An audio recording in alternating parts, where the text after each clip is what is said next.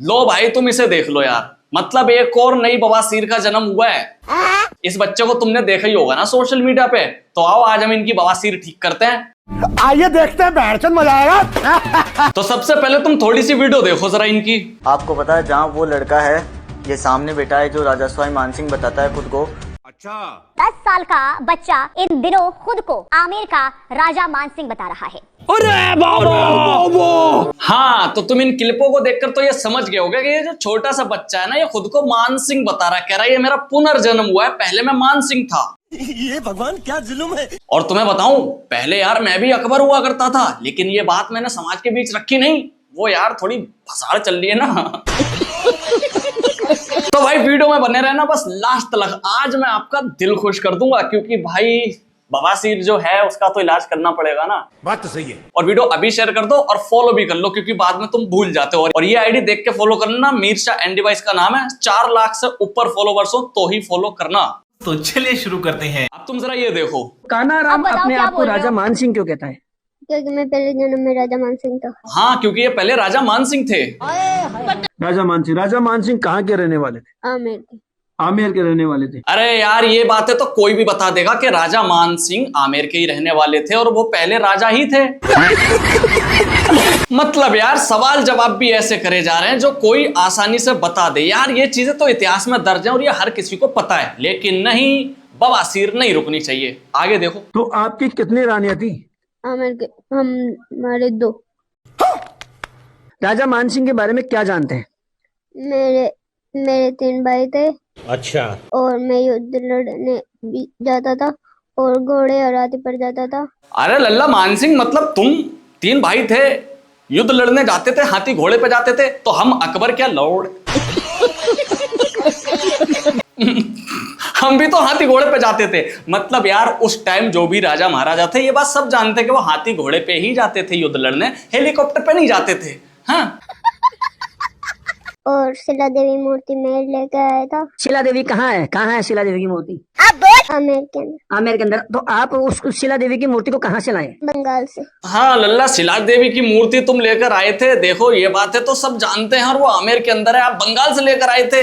कुछ ऐसा बताओ ना जो इतिहास में दर्ज ही ना हुआ हो, इतिहास में जो हो ही ना। लेकिन ये वो नहीं बता पाएंगे भाई, ये सारी बातें वही बताएगा जो कि हमें पता होंगी ऑलरेडी, या जो हमें गूगल पे या किसी ऐतिहासिक किताब में आराम से मिल जाएंगी। बात तो सही है। हाँ हम अकबर के बारे में ही बता दो कुछ। फूफा भूल गए फूफा को हो। नहीं।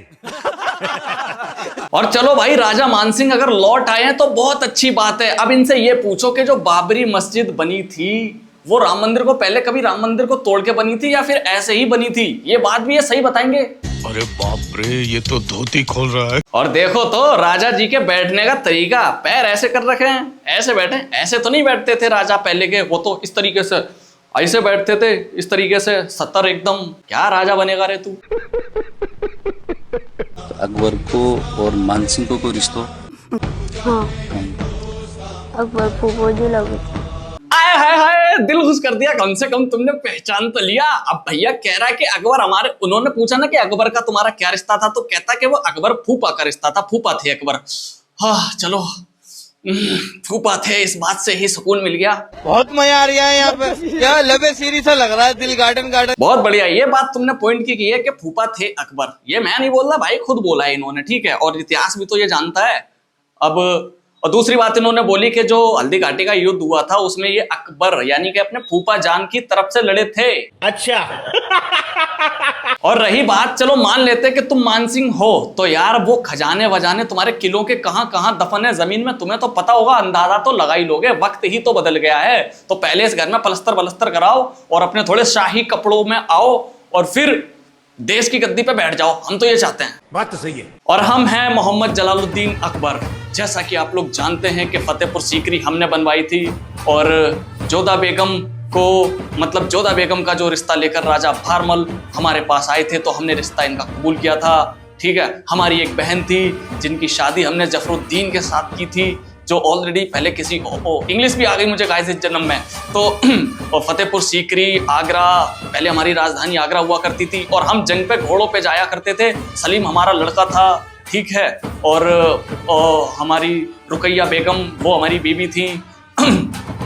हमने हल्दी घाटी के युद्ध में अपने भतीजे को और अपने लड़के को भेजा था और ये हमारी तरफ से लड़े थे। हम खुद उस जंग में नहीं गए थे। हमने 14 साल अपनी राजधानी फतेहपुर सीकरी को बनाया। वहां पे पानी वानी की कमी पड़ने की वजह से हमने अपना रुख फिर दिल्ली की ओर किया और यही है हमारी कहानी। अब इन सबूतों के आधारों पे तो आप समझ ही गए होंगे कि हम हैं जलालुद्दीन मोहम्मद अकबर। और भतीजे, एक बात और बोलनी है तुमसे यार, जब राजा बहरमल जी हमारे पास रिश्ता लेकर आए थे तो ये जो हमारे भतीजे हैं ना, ये बहुत खफा थे।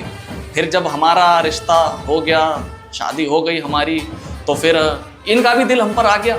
और देखो, और शादी होने से पहले जोधा बेगम और जोधा मतलब रुकैया हरका बाई का ये शर्त थी कि वो अपने धर्म पे रहेंगी, अपना धर्म नहीं बदलेंगी वो, ठीक है, तभी शादी करेंगी और उन्हें एक मंदिर भी चाहिए हमारे महल में। हमने उनकी शर्तों को पूरा किया था और बोला था कि आपकी शर्तें काफ़ी बड़ी हैं शहजादी, लेकिन इतनी बड़ी नहीं कि हिंदुस्तान का बादशाह उन्हें पूरा ना कर सके।